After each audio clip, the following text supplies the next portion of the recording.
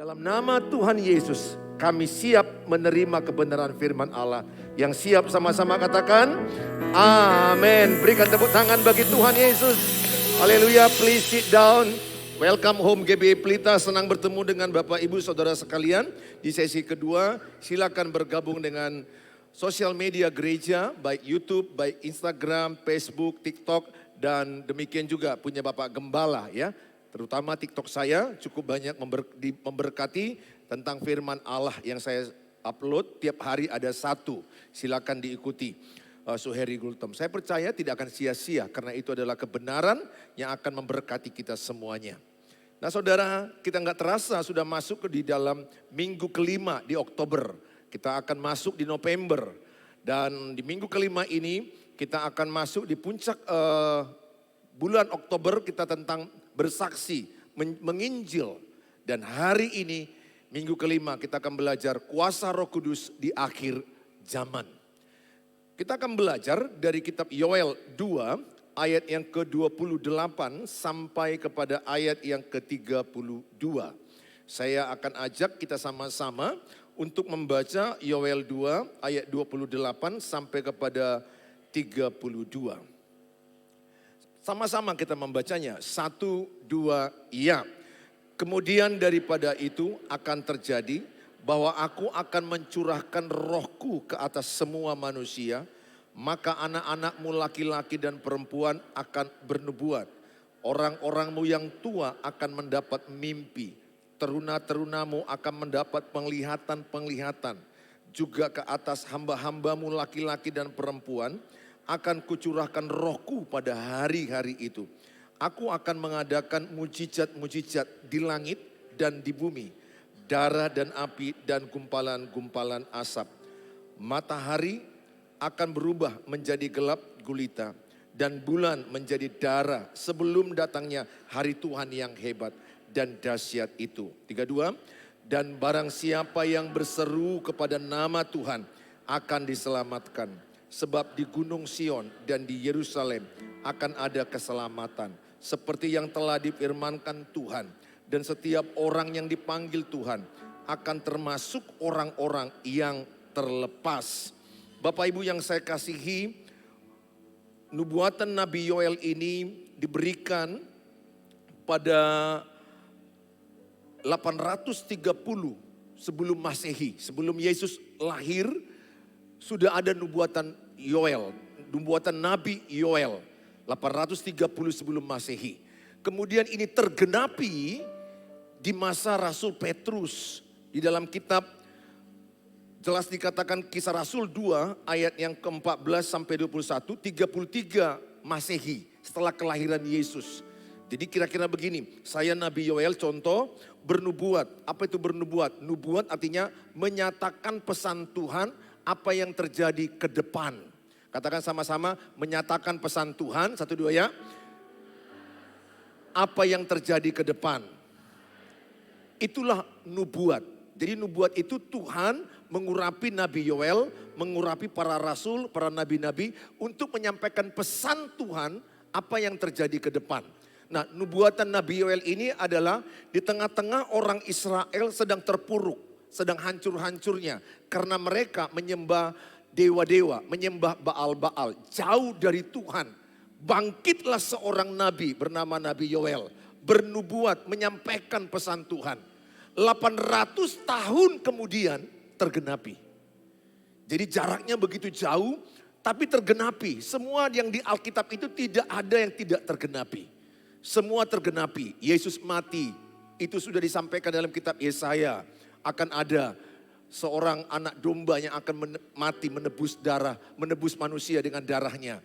Mati tergenapi. Dia akan naik pada hari ketiga. Ada, tergenapi nubuatannya. Dia akan bangkit pada hari ketiga dan naik dan akan pencurahan Roh Kudus. Pada hari Pentakosta terjadi. Dan saya percaya kedatangan Tuhan yang kedua kali pun pasti terjadi. Amin. Bahwa Tuhan pasti datang. Janji Tuhan pasti tergenapi. 3 tahun 30 setelah Masehi atau 800 tahun kemudian dalam Kisah 2 ayat yang ke-14 saya akan bacakan sampai kepada ayat yang ke-21. Maka bangkitlah Petrus berdiri dengan ke-11 rasul itu. Dan dengan suara nyaring ia berkata kepada mereka, "Hai kamu orang Yahudi dan kamu semua yang tinggal di Yerusalem. Ketahuilah dan camkanlah perkataanku ini. Orang-orang ini tidak mabuk seperti yang kamu sangka.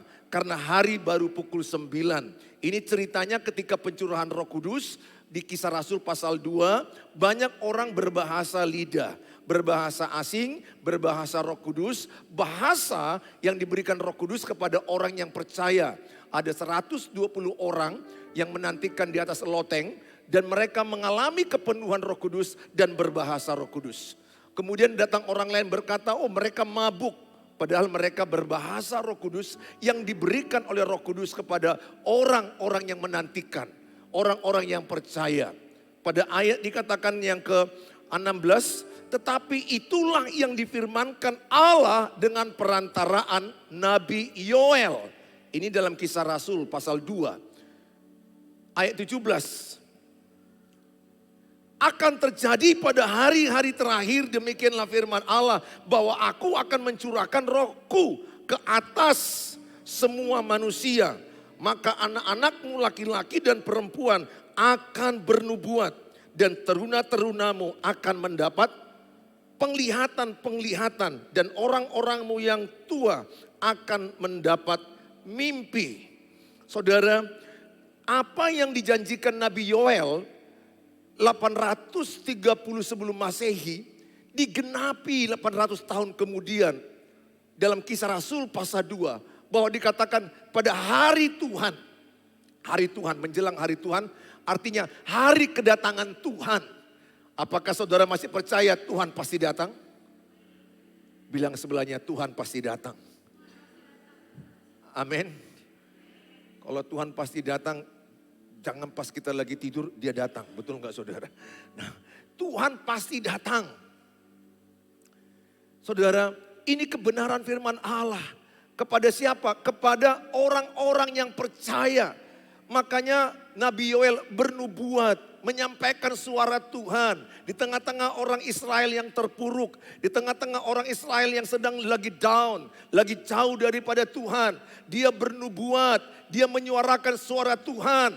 Akan tiba pada hari Tuhan, menjelang hari Tuhan, akan terjadi pencurahan Roh Kudus kepada anak-anakmu laki-laki, kepada anak-anakmu perempuan, kepada cucumu, kepada orang-orang yang di rumahmu, kepada orang-orang asisten rumahmu, pembantu di rumahmu, baik laki-laki, baik yang perempuan. Artinya semua orang percaya akan menerima kepenuhan Roh Kudus. Semua orang percaya, bukan hanya kepada nabi. Dulu yang kita tahu nabi yang bisa bernubuat. Tapi sekarang ini orang percaya. Sekali lagi apa itu bernubuat?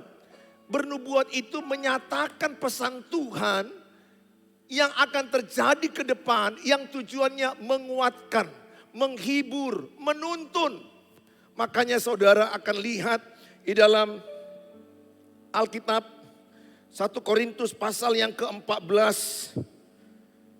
Saya bacakan pada ayat yang ke-1 sampai ke-4.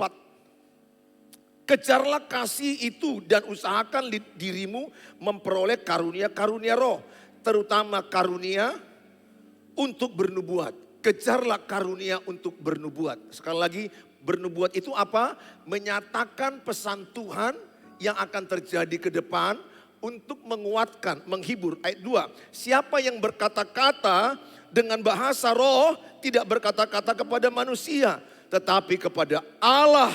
Sebab tidak ada seorang pun yang mengerti bahasanya. Oleh roh ia mengucapkan hal-hal yang rahasia. Sekali lagi bahasa roh. Nanti saya akan altar call. Engkau yang haus, engkau yang percaya, engkau yang rindu kepenuhan Roh Kudus. Buka mulutmu, minta Roh Kudus memenuhimu. Saya percaya beberapa di antaramu nanti akan mengalami kepenuhan Roh Kudus. Dan engkau akan bisa berbahasa-bahasa Roh Kudus. Ingat, bahasa Roh Kudus gak bisa dipaksakan. Jangan paksakan bahasa Roh Kudus. Bahasa Roh Kudus gak bisa dibuat-buat, bahasa Roh Kudus gak bisa dileskan. Bahasa Roh Kudus nggak bisa ditiru-tiru. Jangan seperti kayak yang di Siantar, mereka mengalami yang namanya kepenuhan Roh Kudus pada waktu altar call, mereka banyak mengalami, wah haleluya, mereka bahasa ini contoh aja. Bisa aja keluar kalimatnya, oh haleluya, entah haleluya lalalala. Contoh, ini bukan bahasa roh, ini contoh bahasa yang saya contohkan saja. Makanya yang sebelahnya melihat, oh kok bisa dia lalalala. Dia akhirnya memaksakan dirinya. Mungkin ini lagu Isabella la la la la. Itu lagu orang Malaysia. Masih ingat lagu Isabella? Kemudian ada lagi pastor yang berkhotbah di Tarutung. Ada bahasa roh, ini kan gak boleh sama-sama. Beda-beda kadang-kadang. Tapi dialeknya hampir sama. Kalau di Afrika, di Australia dengan di Indonesia hampir sama dialeknya. Tergantung siapa yang mengajarkannya, nggak jauh beda dialek dan tatanya. Tapi nggak bisa kita karang-karang. Seperti yang di Tarutung akhirnya ada yang bahasa roh, dia mungkin kan ada yang seperti itu. Akhirnya yang sebelahnya juga kebingungan, apa ini cici. Oh mungkin ini lagu cicing melicang-licang la la la, cicing melicang la la la. Itu bahasa lagu Batak. Jangan paksakan. Bilang sebelahnya jangan paksakan. Kalau dipaksakan jadi jelek. Dan kalau engkau berbahasa roh, bukan lebih rohani dibandingkan yang lain. Jadi bahasa roh tidak membuatmu lebih rohani dari orang lain. Ya, tapi bahasa roh itu apa gunanya? Dikatakan pada ayat yang ketiga. Tetapi siapa yang bernubuat, ia akan berkata-kata kepada manusia. Jadi bernubuat itu berkata-kata kepada manusia. Pesan Tuhan membangun, bahasa bernubuat, menasehati, menghibur. Membangun, menasehati, menghibur. Siapa yang berkata-kata dengan bahasa roh, ia membangun dirinya sendiri. Tetapi siapa yang bernubuat, ia membangun jemaat. Jadi bahasa roh itu ada dua jenis. Ketika saya berbahasa roh tidak ditafsirkan, itu membangun diri saya. Saya kan melihat 200-300 orang begini kan perlu penguatan, perlu saya kuatkan diri saya. Saya bangun diri saya. Jadi ketika saya berbahasa roh, saya menguatkan diri saya. Karena bisa aja saya khotbah begini, beberapa orang matanya agak begini kan. Lebih parah lagi kalau ada yang begini dia. Untung gak ada ya. Karena saya udah lama khotbah, saya pernah khotbah begitu, langsung down saya. Yang di belakang langsung kayak gini. Pas pula matanya ke aku, Allah Tuhan tolonglah. Apa yang salah sama aku? Ya, kami ini berat loh khotbah di sini. 3 aja depan ini tidur kayak gini. Kami udah gak pede lagi loh. 3 aja. Makanya kalau kalian nguap, jangan patah mulut itu, jangan patah. Agak-agak. Ini gak patah. Kami pengkhotbah langsung down itu. Kalaupun kau agak-agak tidur cantik gitu loh. Ini enggak, tidurnya nyenyak. Itu bagi pengkhotbah, kematian itu. Berat loh khotbah depan ini. Yang kalian pikir aku semangat-semangat gini, kena Roh Kudusnya ini. Kalau enggak, ya sekali lagi Roh Kudus menguatkan diri sendiri. Katakan, Roh Kudus menguatkan diri sendiri. Jadi berbahasa Roh Kudus yang ditafsirkan, yang kedua, menguatkan orang lain. Nah itulah seperti bernubuat. Makanya lebih penting bernubuat di tengah-tengah ibadah. Bahasa Indonesia, engkau mengerti. Dibandingkan bahasa rohku yang banyak engkau tidak mengerti. Tapi bahasa roh bagi saya menguatkan diri saya. Kalau ditafsirkan menguatkan jemaat. Bernubuat jauh lebih penting. Maka dikatakan kejarlah bernubuat. Nah contoh bernubuat itu seperti ini. Saya berdoa kepada beberapa orang pelayanan yang saya alami. Saya pernah menginjili, melayani seorang yang baru jumpa. Kami ada 2 orang ketemu dengan anak gadis. Kami berdoa, waktu kami penginjilan ke rumah-rumah. Kemudian kami berdoa menginjili dia. Kemudian saya katakan,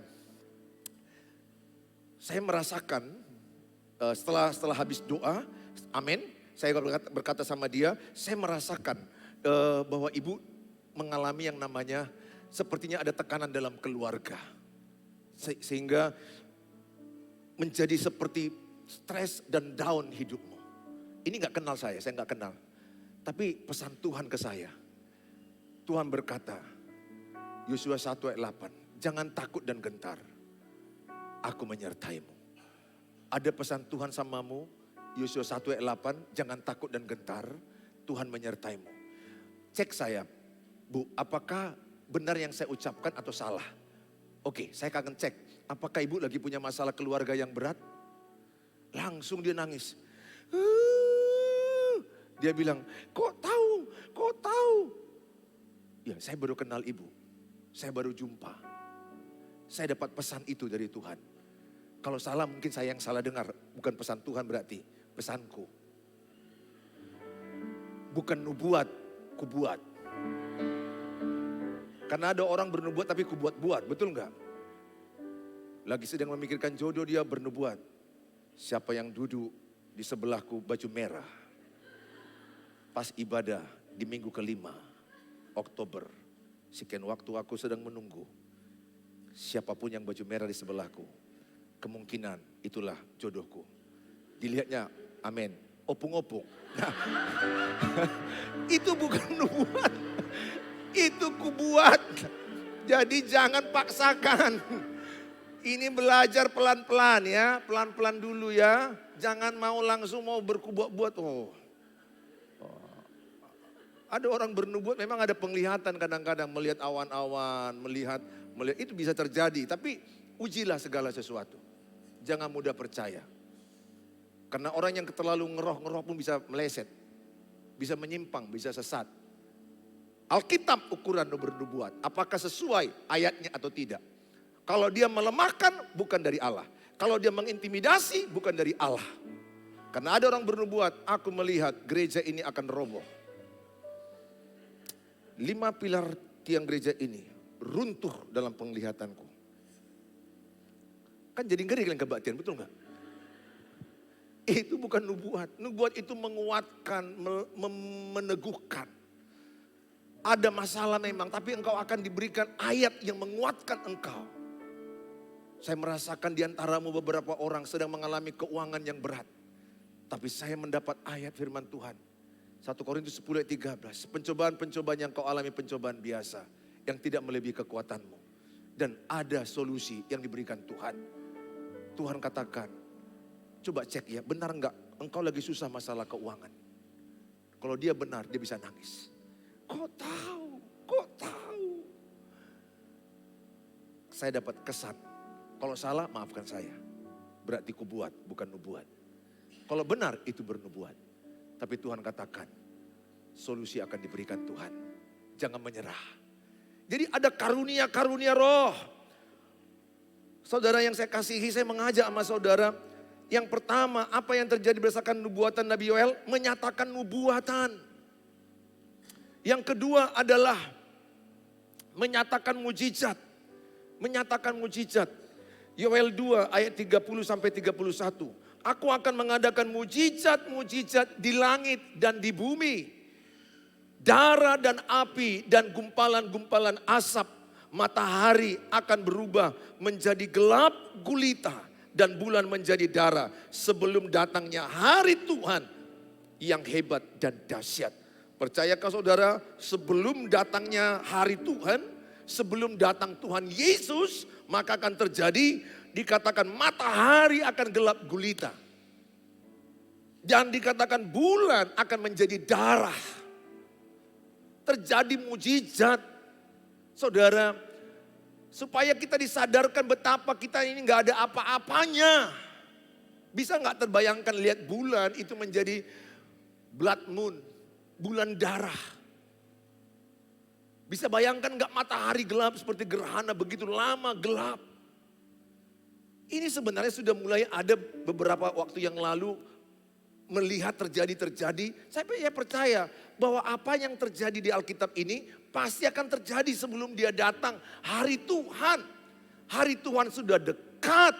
Saya gak bilang tanggalnya, gak ada yang tahu tanggalnya. Tapi hari Tuhan sudah dekat. Saudara, bersiap-siaplah, berjaga-jagalah. Kalau saudara masih dalam dosa, tinggalkan dosamu. Supaya di hari Tuhan datang, Tuhan tidak sedang menjumpai engkau di dalam lembah dosa.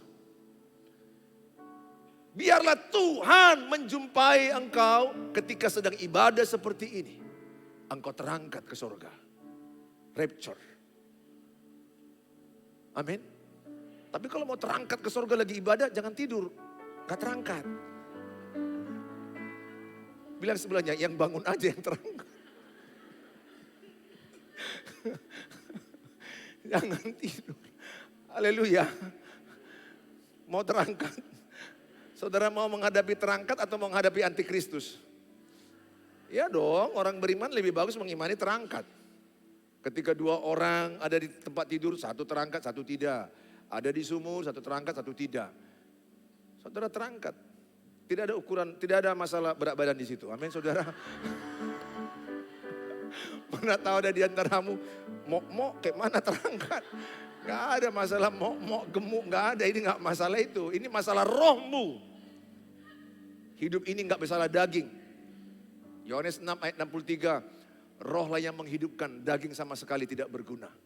Daging ini gak ada gunanya, karena terbuat dari tanah kembali ke tanah. Yang menghidupkan Adam, Kejadian 2 ayat 7, roh Allah yang menghembuskan dia. Sebelum roh Allah menghembuskan, maka dia tidak hidup si Adam. Walaupun ada tangan, ada kaki. Saudara yang saya kasihi, saya mengajak sama saudara, mujizat masih ada. Katakan sama-sama, mujizat masih ada. Harapan masih ada.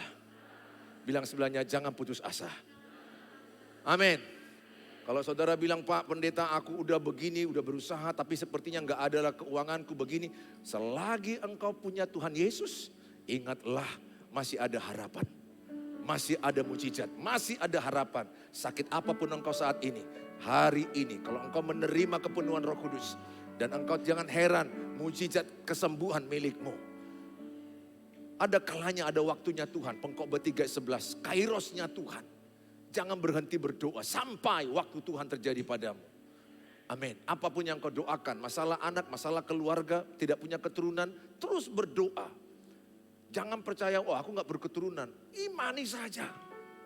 Lihat aja Abraham, opung kita itu. Opung Doli dan opung Boro. Ya, usia mereka sudah hampir 100. 25 tahun mereka menantikan. Sarah melahirkan Ishak. Dan terjadi orang-orang percaya. Bapak, banyak orang percaya. Dari yang tidak ada menjadi bintang, sebanyak bintang di langit, sebanyak pasir di laut. Ingat, Lukas 1 ayat 37, tidak ada mustahil bagi Allah. Markus 9 ayat 23, tidak ada yang tidak mungkin bagi orang percaya. Hari ini mungkin engkau selama ini tidak bisa beli rumah. Kalau engkau rindu, walaupun tahun depan dikatakan krisis, begini sulit, percayailah bersama Tuhan, yang gelap jadi terang. Yang krisis menjadi diberkati. Yakinilah firman Allah. Yang penting bagianmu lakukan. Jaga keuanganmu, atur keuanganmu, tetap punya tabungan, kerja sekuat tenaga. Pengkhotbah 9 ayat 10. Apa yang di tanganmu, kerjakan sekuat tenaga. Selebihnya serahkan sama Tuhan. 1 Tesalonika 5 katakan mengucap syukurlah dalam segala hal. Artinya jangan mengeluh, buang keluh kesah, buang menyalahkan. Selalu bersyukur. Ketika bersyukur ada kuasa Tuhan yang luar biasa. Ketika bersyukur ada kemenangan yang luar biasa. Bersyukurlah dalam segala hal. Mungkin kau bilang, Pak pendeta kayak mana aku bersyukur. Lihat suamiku pun aneh bin ajaib. Seaneh-anehnya suamimu. Kalau engkau bersyukur, terima kasih Tuhan. Lihat makhluk yang aneh ini. Sikit-sikit lupa kerjanya Tuhan, sikit-sikit lupa. Saya percaya bagi Tuhan sanggup mengubah segala sesuatu. Pesan saya, tidak ada yang terlalu berat di hadapan Tuhan. Tidak ada yang terlalu sulit di hadapan Tuhan. Sejauh imanmu, itulah jadinya. Ingat dikatakan Matius 18:19-20. 2-3 orang sepakat meminta apapun juga, Bapa di sorga memberikannya. 2-3 orang sehati, Tuhan hadir di dalamnya. Makanya doa keluarga itu penting. Doa suami, istri, anak-anak itu penting. Ketika keluarga berdoa, mujizat terjadi. Amin. Saudara, saya ajak sama saudara, jangan andalkan kekuatanmu, kita nggak ada apa-apanya. Banyak hal kita nggak mengerti, tapi kalau kita mengandalkan Tuhan, akan selalu ada kemenangan demi kemenangan. Jangan putus asa, jangan menyerah, jangan salahkan dirimu. Mungkin pernah membuat keputusan yang salah di masa lalu. Jangan salahkan dirimu, menyalahkan dirimu adalah pekerjaan iblis. Pak, yang dulu kan memang aku yang membuat salah. Aku salah mengambil keputusan, aku menikah dengan dia. Aku salah mengambil keputusan, aku memilih usaha ini. Aku salah mengambil keputusan, aku salah mengambil sekolah ini. Aku salah, aku banyak salah. Saya katakan kalau engkau menyalahkan dirimu, itu adalah pekerjaan iblis. Roh Kudus membangun, mengingatkan engkau masa depan. Iblis mengingatkan kesalahanmu, mengintimidasi engkau supaya engkau terpuruk. Sesalah apa pada masa lalumu, Tuhan tidak pernah menyalahkan. Itulah Tuhan Bapa yang luar biasa. Amin. Saudara, berhenti menyalahkan engkau. Tuhan aja gak mau menyalahkanmu. Ibrani 10:17 berkata, aku tidak mengingat-ingat kesalahanmu. Kitab Yesaya juga begitu. Aku melupakan kesalahanmu. Jangan ingat-ingat kesalahanmu, kesalahan orang lain. Karena Tuhan mengingatkanmu masa depanmu yang penuh harapan. Masa depan yang cerah, masa depan yang indah. Yang terakhir, nomor 3, bahwa pencurahan Roh Kudus supaya lewat hidupmu, Kisah 1 ayat 8. Maka mereka yang menerima Roh Kudus, mereka akan menerima kuasa supaya menjadi saksi di Yerusalem, di Yudea, di Samaria, di ujung-ujung bumi. Saudara, dalam Yoel 2:32, dan barang siapa yang berseru kepada nama Tuhan akan diselamatkan. Hari ini maukah engkau diselamatkan? Roma 10 ayat 9 dan 10 berkata, barang siapa yang percaya dalam hatinya, mengaku dengan mulutnya, Yesus adalah Tuhan, engkau diselamatkan. Yoel 2 tadi jelas ayat 32, kalau engkau berseru, engkau diselamatkan. Berseru kepada nama Tuhan Yesus.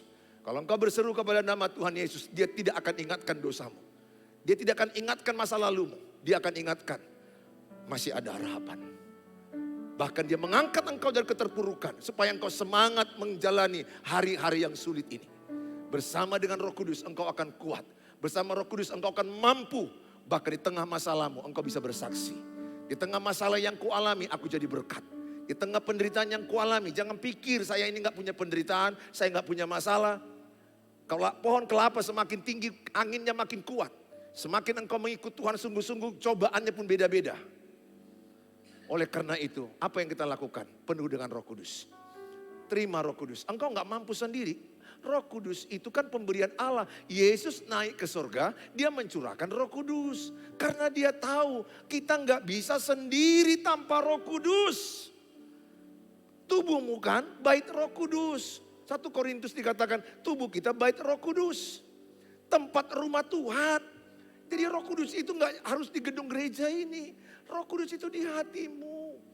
Dia mengerti bahasa air matamu. Dia mengerti bahasa hatimu. Enggak semua masalahmu bisa kau ceritakan. Enggak belum semua masalahmu orang mengerti. Tapi Tuhan tahu seluruh hidupmu. Dia ada di lubuk hatimu yang terdalam. Cerita hidupmu saya yakin tidak semua kau ceritakan sama orang. Bahkan sama pasanganmu pun sekalipun. Belum tentu semua kau ceritakan. Ada kalanya kau hanya dengan Tuhan. Makanya dia berkata, Tuhan Yesus setia. Dia sahabat kita. Dalam segala susahku. Selalu menghidup. Dia mengerti bahasa tetesan air mata. Waktu badai menghambur dan gelombang menyerang. Setia. Saya terlalu percaya Bapak Ibu. Sekaya apapun engkau, sehebat apa jabatan, tanpa Tuhan kita nggak ada apa-apanya. Akhirnya kita tinggalkan semua dunia ini. Akhirnya kita tinggalkan seluruh apapun. Karena kita ini akan berarti kalau ada Tuhan menyertai kita. Ada Tuhan menyertai kita. Saya mengajak semua hari ini. Mungkin engkau rindu mengalami nubuatan Nabi Yoel. Tercurah Roh Kudus. Sekali lagi. Dengan cara engkau haus. Rindu. Percaya. Berseru buka mulut. Kalau engkau berseru buka mulut nanti, aku percaya beberapa di antaramu orang baru. Tuhan kasih kepadamu bahasa Roh Kudus. Nggak usah pikirkan apa duluan mau aku bilang. Aku pun gak tahu. Karena itu bahasa Roh Kudus. Tapi itu bahasa rahasia Allah. Yang akan menguatkan engkau. Akan menjadi berkat bagi hidupmu. Dan bukan dipamerkan. Bukan menjadikan engkau lebih rohani dibandingkan orang yang gak bahasa Roh Kudus. Bahasa Roh Kudus membuat engkau menjadi orang yang melahirkan buah roh. Galatia 5. Hidupmu penuh damai, penuh kasih. Sehingga engkau kuat di masa-masa sulit hidupmu. Karena bahasa Roh Kudus menguatkan dirimu. Jujur beberapa di antara kita bisa kurasakan engkau gak kuat lagi dengan hidup. Terlalu berat bertubi-tubi yang kau alami. Ingatlah janji Bapa. Aku mencurahkan roh kepadamu. Supaya engkau kuat bersama dengan Roh Kudus. Selemah apa engkau, sekecil apa engkau merasa hari ini. Bersama Roh Kudus engkau mayoritas. Bersama Roh Kudus engkau bisa. Bersama Roh Kudus tidak ada yang mustahil. Tepuk tangan bagi Tuhan Yesus.